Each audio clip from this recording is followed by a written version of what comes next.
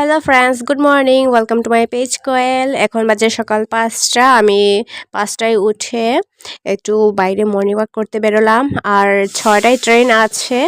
আজকে আমি যাব মামার বাড়ি। মামার বাড়িতে কিসের জন্য যাচ্ছি এটা না হয় আমি পরে বলবো।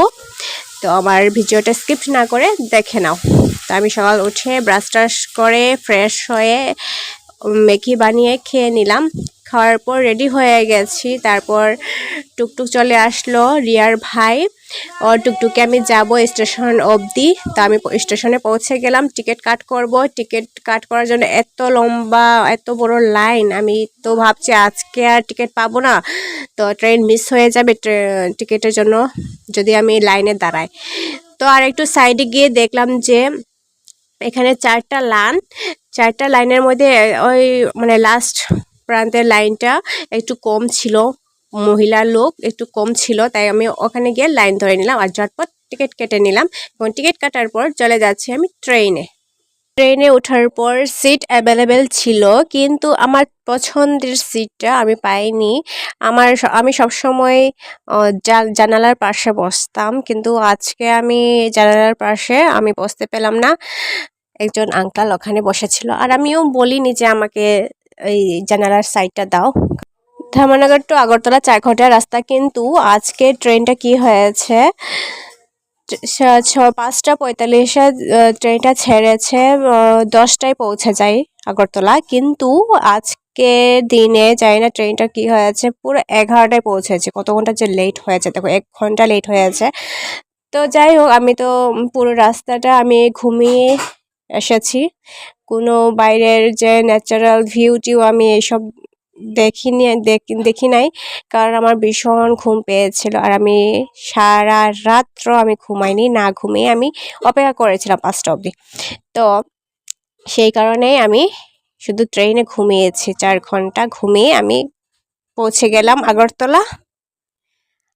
পৌঁছে যাওয়ার পর আমি রিক্সার জন্য অপেক্ষা করছিলাম। এদিকে প্রচণ্ড রৌদ্র পড়েছে, তাও আমি রিক্সার জন্য অপেক্ষা করছিলাম। আমাদের এদিকে ধর্মনগরে রিক্সা নেই, আমরা ছোটোবেলায় রিক্সা চড়েছি। তো তারপর মানে বড় হওয়ার পর না রিক্সাগুলো আর নেই ধর্মনগরে। তো এই রিক্সাটা শুধু আগরতলায় আছে।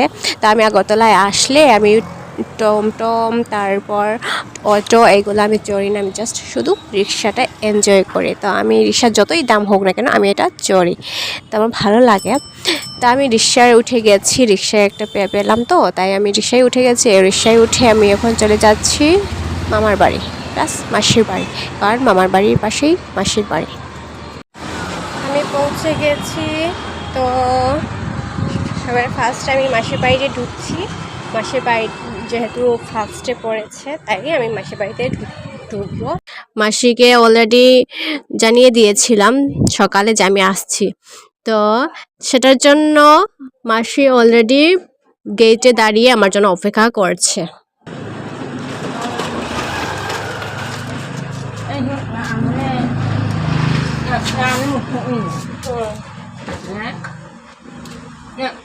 মাসির বাড়িতে ভাত টাত খেয়ে এখন যাচ্ছি মামার বাড়ি।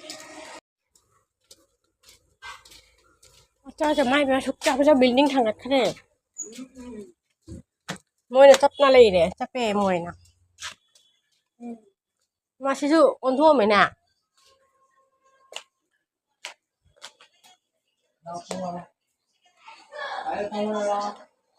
ai phong bay chẳng có tên lầy vậy ai phong ba lầy bó বিকেলবেলা ভাত টাত খেয়ে ঘুম থেকে উঠে মুখগুলো সব খোলা আপনাদের। ঘুম থেকে উঠে দুপুরবেলা, তো এখন আমি যাচ্ছি মাসির বাড়ি। দিদি আসবে বলেছে, মানে মাসির মেয়ে আসবে বলেছে, তো সেই কারণে আমি যাচ্ছি মাসির বাড়িতে। চলে আসলাম মাসির বাড়িতে। মাসি যে কী করছে, তো গিয়ে দেখি মাসি কী করছে। আমার মাসির বাড়িতে সবসময় এমনই বেলুন সাজিয়ে রাখে। প্লেটকে বুথ রাখতে না, এই ভিডিও আছে ভাজা ধরে প্লেটকে যাও দে। আমরা গরিব মানুষ ভাই, আমরা প্লেট ছেট না, আমরা এমন ভাবে নিয়ে নিয়ে খাই। দেখো মামা মামি কাহু লই ইসিং লই হুলা কে ইনো নামি মামা না না আজকে সারাদিন ঘুমিয়ে থাকতে থাকতে আমার চেহারাগুলো একদম ফুলে ফুলে আছে দেখো। অ্যাকচুয়ালি কালকে সারা রাত ঘুমাইনি, আর ডাইরেক্ট একটা সময় উঠে রেডি হয়ে চলে এসেছি, তো তাই শুধু আজকে সারাদিনে শুধু ঘুমাচ্ছি। এতক্ষণ মাসির বাড়িতে ছিলাম, আর এখন 9:44 বাজে, 9:44। তো এখন মামির সাথে যাচ্ছি, আমার সুন্দর ছোট মামি আমাকে নিতে এসেছে, তা আমি এখন মামির সাথে যাচ্ছি।